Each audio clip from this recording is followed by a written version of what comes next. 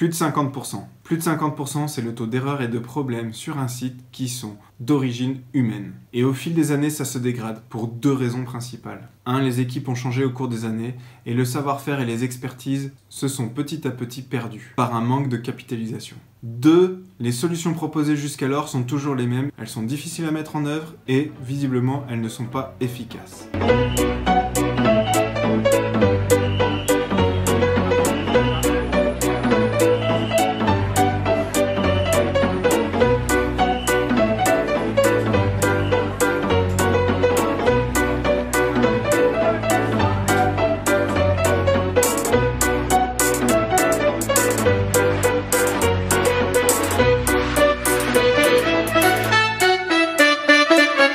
Pour cette introduction à la réduction des erreurs humaines, je vais vous raconter une expérience que j'ai vécue. Il y a quelques années, j'ai travaillé pour un client qui souhaitait améliorer la productivité de son atelier de fabrication. Après une phase de diagnostic dans l'atelier en question, nos conclusions portaient sur deux axes principaux d'amélioration. L'un était d'organiser la planification de l'atelier différemment pour optimiser la saturation des équipements, et le deuxième était de réduire les erreurs humaines et réduire ainsi la variabilité du process. Sur ce deuxième axe, nous avons lancé une action pour revoir la documentation au poste, améliorer les formations des opérateurs et simplifier les dossiers de lot. Car comme sur la grande majorité des sites, la couverture critique des activités n'était pas bonne. Nous avons donc commencé à travailler sur la documentation, la formation et les dossiers de lot pour donner aux opérateurs une meilleure accessibilité aux informations dont ils ont besoin pour ne pas faire d'erreurs. Travailler sur ces sujets nécessite une présence sur le terrain accrue, des observations pratiques et des analyses des procédures plus poussées que ce qu'il n'est possible de faire lors d'une phase de diagnostic,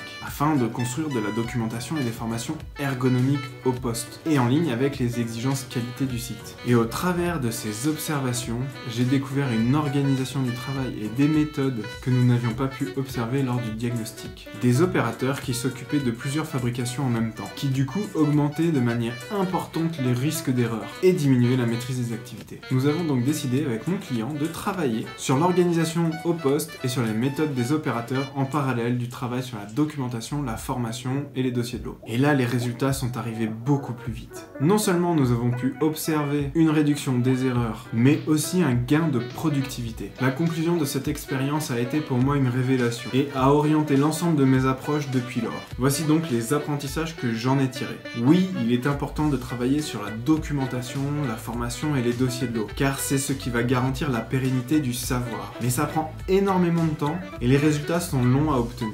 Par contre, travailler sur l'organisation du travail et les méthodes au poste permet d'obtenir des résultats beaucoup plus rapidement, mais aussi de gagner l'adhésion du terrain si vous travaillez bien avec eux, car non seulement ils vont être partie prenante, mais en plus ils vont voir les résultats se produire devant eux. Et ils comprendront mieux, du coup, l'importance et l'intérêt de la documentation et de la formation. Donc mon conseil sur la réduction des erreurs humaines, c'est de se focaliser sur le changement des organisations au poste et des méthodes de travail des opérateurs avec eux et les superviseurs. Merci d'avoir suivi cette vidéo. La semaine prochaine, nous allons aborder un sujet passionnant. Comment les biais cognitifs utilisés par le marketing vont nous aider à accélérer le déploiement d'une culture de la qualité efficace sur le terrain.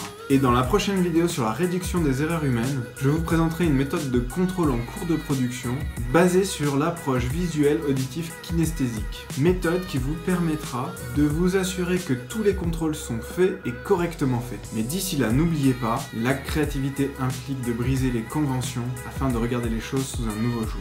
À la semaine prochaine.